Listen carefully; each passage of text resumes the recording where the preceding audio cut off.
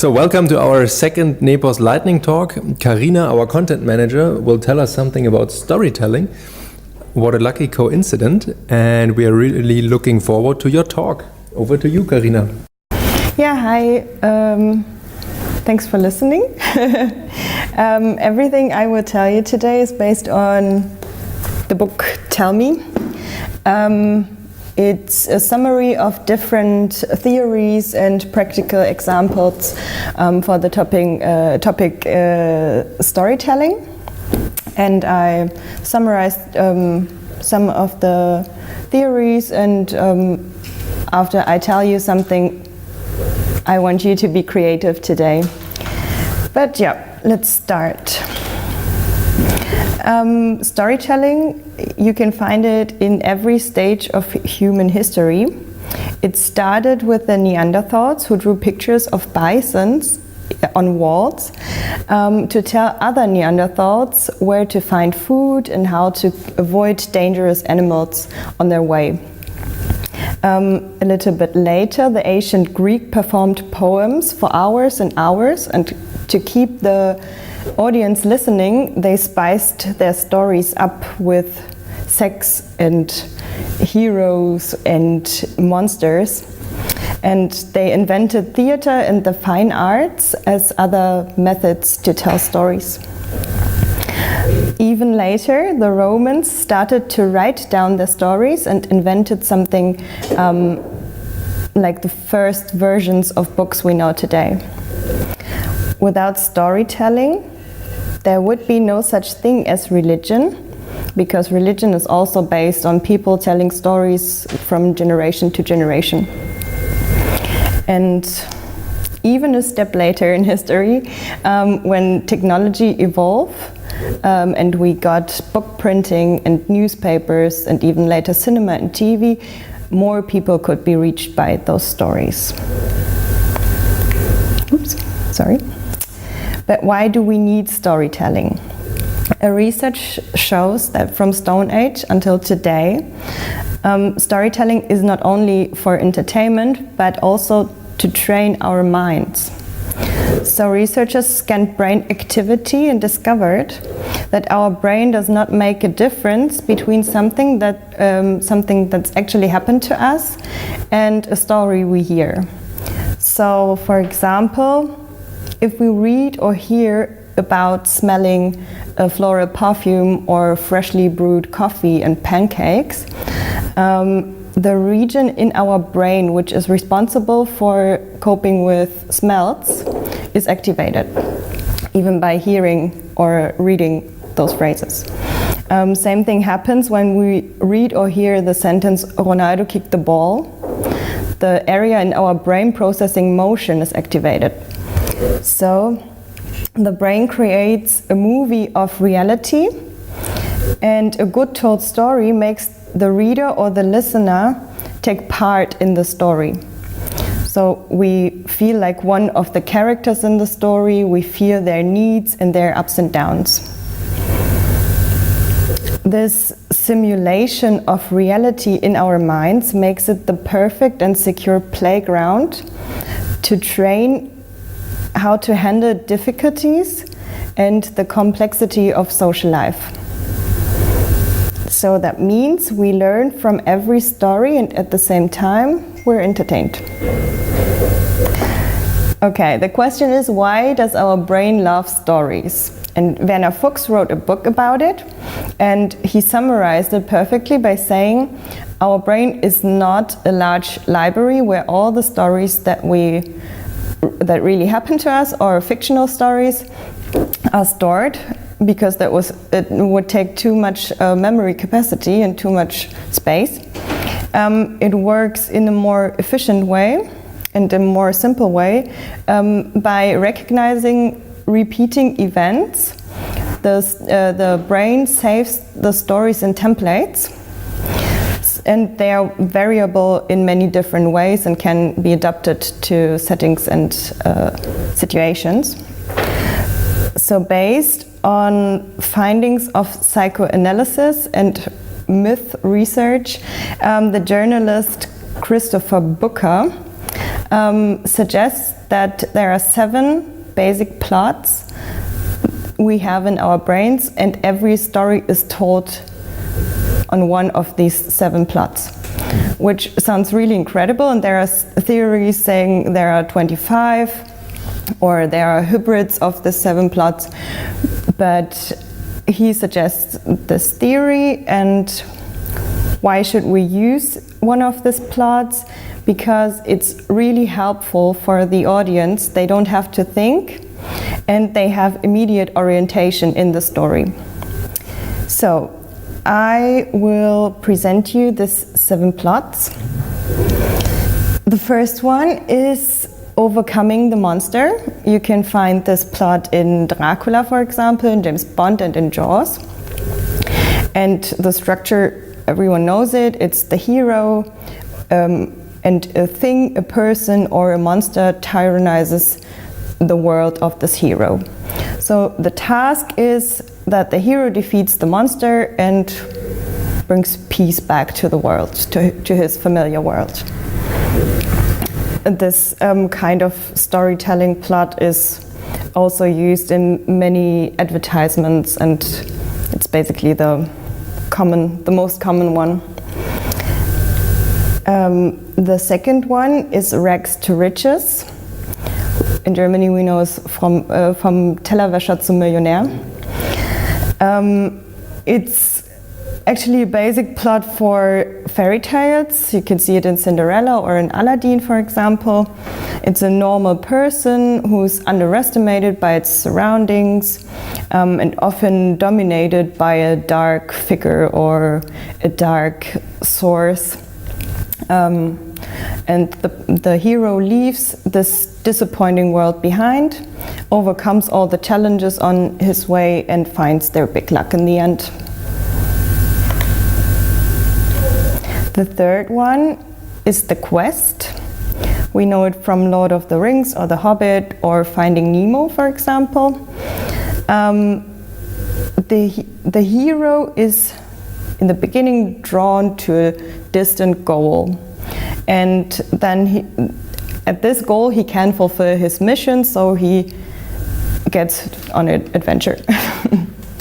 And in the end he can throw the ring into the fire or find his lost son, for example.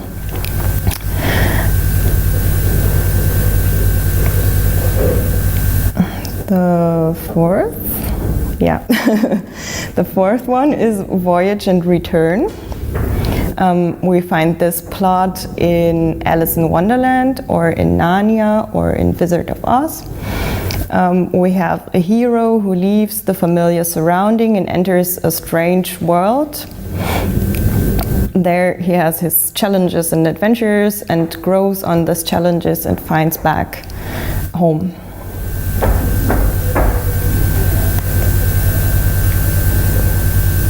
Fifth one is comedy. It's also a quite common one. We can find it, for example, in Pride and Prejudice or many other films, and also in advertisement. And we enter a small world. Over this world, a shadow lays after a time, a shadow of confusion and frustration. People are separated from each other, and the confusion becomes worse until everyone can see clear again and find back to each other. And happy end. That's comedy. Then tragedy is also found in Faust and Lolita, for example, or Hamlet. It's not a common story for corporate storytelling or for brand or for advertisement, but still, and it differs to the other plots because in the end the hero or everyone dies.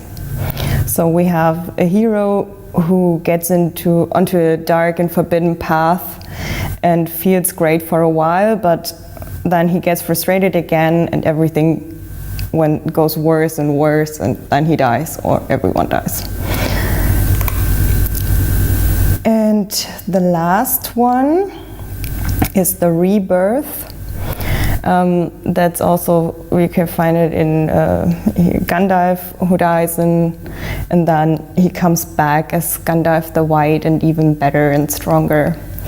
And also Snow White is a perfect example for the rebirth, because she leaves her world and thinks everything is good, and then she dies or gets into a state of between life and death, and then she comes back, and with her coming back, the dark side is defeated. Okay, so an overview of all the plots, because part of my presentation is also to get you creative, because all these plots are not only found in films, but also in lots of advertisement. You can find, for example, this defeating a monster there's a really good commercial from Dove. It's this cream body lotion where they got women come into their space, and FBI Maler, painter, drawing them by them just telling how they look, and it's about defeating their inner critic and their inner monster, and it's basically the hero becoming even better by defeating their monster. Yeah. Okay, so we want to be creative, and I want you to choose one of the plots and write down the Nepos story, and maybe it will be a funny one or it will be a tragic one. Just be creative, and I printed you a little bit more steps of how the stories are, what stages the stories have, and this plots, and you can just think about where did we start, what was our plot 4 years ago, where are we now, and where do we want to be in the future. You can write the story of the brand, or you can write a customer journey. So how does Nepos affect the customer, and what journey does the customer take? So you can just choose one of those, and maybe you could tell me what plot you choose, so we can all write a different plot. We can all take a different plot and write a different story, and then see how the stories differ in the end, or maybe it's always the same ending for the customer or for us.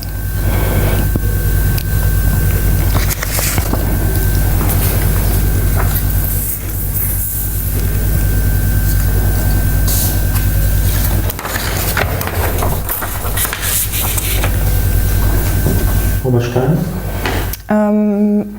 I'm not quite sure how long this took now. I think something like 15 minutes or 10. We can take 15 minutes, another 15, and then talk about what we wrote down. So before we read to each other what story we wrote for Nepos, I just wanted to mention why we were doing this, because it's really important to find the right plot for your company, to find the right plot and to find the right story you will want to tell the customers and the audience listening to what you say. So by just choosing one of the plots, we tried 3 of them now, and maybe we can see if the plot we used before is not the right one, or we used the right one, or there is another exciting way to tell our story, right? So who wants to start, or do you want to exchange and read? Away. Okay, yeah, maybe everyone can read their own story. You want to start? Me? Paul? Yeah. Okay.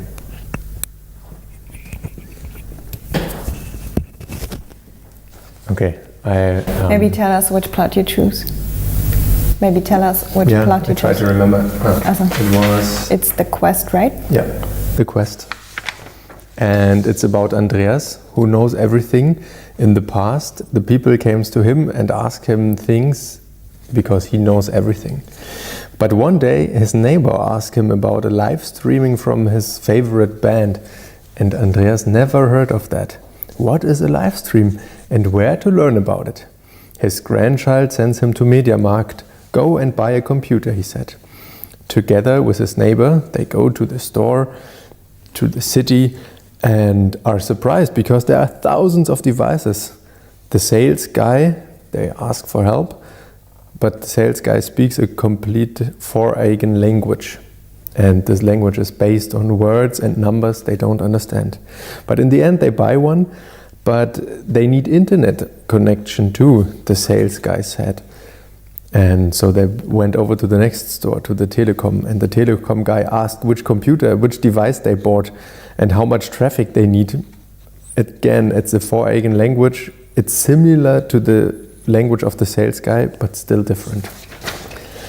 After a long journey, they are at home again and switch on the device. It makes a beautiful sound and they are both very happy, and Andreas and his neighbor high-five each other because they did not know that the most complicated part is still in front of them. After weeks of research, Andreas feels able to start the stream, but the device stops him. Make an update, it said, and he does. And then everything changed. Nothing is like before. And Andreas put everything, very frustrated, back in the box and head over to the trash. But in the trash he sees an empty box, and on the empty box it said, "The simplest computer by Nepos." And he hears a laughter and he looks around and he sees Anna in the garden. She's looking at the tablet and laughing, and he's asking her, "What are you laughing about?" And she explains him, "Oh, it's a live stream of my most favorite comedian." She answered, "With this Nepos tablet, it's that simple." And then Andreas, his neighbor, and Anna laughing together, sitting in the garden and enjoy the new digital world together. Yay! That's really great. Yeah, nice plot. Now to you. Soll ich dir das haben? Okay, my plot is from rags to rich. Anna is unhappy. She is frustrated. After working for years as a successful architect, she was always being asked for new projects, always communicating with people. But now that she's in her pension, her expertise is no longer needed. She's bored, she doesn't know what to do. But after a couple of months, she got the idea that she wants to share her knowledge, her experience as an architect to the younger generation.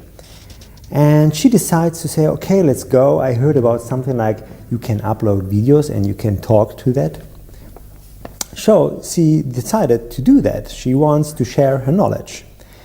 But then she started to get information and she was super overwhelmed.